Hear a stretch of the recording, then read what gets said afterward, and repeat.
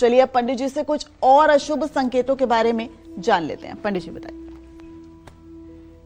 अगर एक के बाद एक आपके सभी काम रुकने लगें तो गुरुवार को अपने गुरु की सलाह लेकर ही काम करें।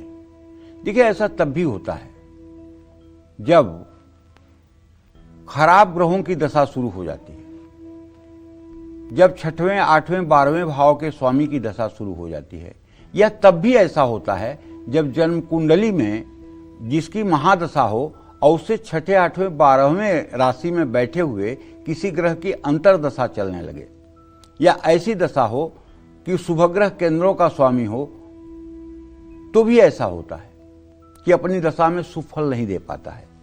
तो इसके लिए तो हम कहेंगे कि ग्रहों का उपाय तो करना ही चाहिए, लेकिन शनिवार को कम से कम 5 मछलियों को नदी में छोड़ें। कई बार हमारी रत्न की अंगूठी खो जाती है या रत्न गिर जाता है, तो ये शुभ संकेत नहीं है। ऐसे में तुरंत नई अंगूठी बनवानी चाहिए। फिर जब तक अंगूठी ना बन जाए तब तक रुद्राक्ष की माला पर 11 दिनों तक महामृत्युंजय मंत्र का जप हमें 108 बार कम से कम करना चाहिए।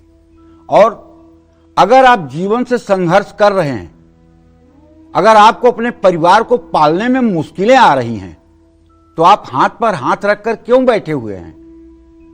आप 100 दिनों तक लगातार सुंदरकांड का पाठ करके देख लीजिए, हनुमान जी का चित्र लगाकर देख लीजिए, हनुमान जी के सामने एक घी का दिया जला के देख लीजिए और हनुमान जी को अपनी शरणागति दे दीजिए कि प्रभु संभाल लो, डुबाना हो डुबा दो, बचाना हो बचा लो, मैं आपका शरणागत हूं। और सुंदरकांड का पाठ कर दीजिए, 100 दिनों तक लगातार कर दीजिए। अगर जिंदगी न बदल जाए तो फिर कहिएगा। बस श्रद्धा के साथ सुंदरकांड पढ़िए। स्त्री हैं या पुरुष, यहां लिंग भेद की कोई बात नहीं। आप इस बात पर मत जाइएगा कि महिलाएं सुंदरकांड नहीं पढ़ सकती हैं। मैं कहता हूं आप हनुमान जी की बेटी बनकर के सुंदरकांड करिए।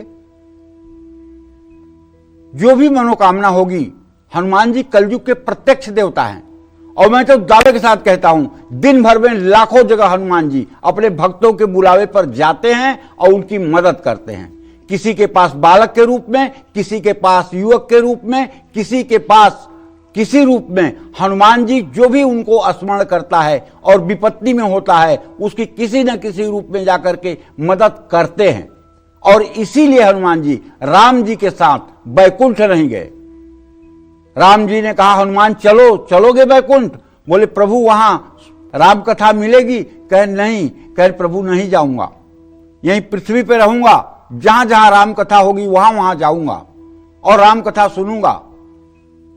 और यदि आप राम कथा या सुंदरकांड या कोई कथा कहेंगे, वहां अगर कोई न श्रोता होगा तो आप मान के चलिए वहां हनुमान जी होंगे।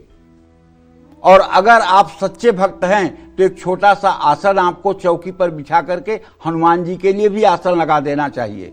हनुमान जी मतलब कि वहां आकर विराजमान हो जाएं। वो भले आपको अदृश्य रहेंगे लेकिन उनकी सत्ता वहां रहेगी।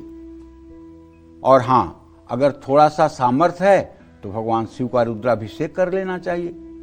अरे भाई, मंत्र महामणि विषय ब्याल के, मेटत कठिन कुअंक भाल के। दुनिया में ऐसी कौन सी विपत्ति है जो भगवान शिव की आराधना से नहीं ठीक हो सकती?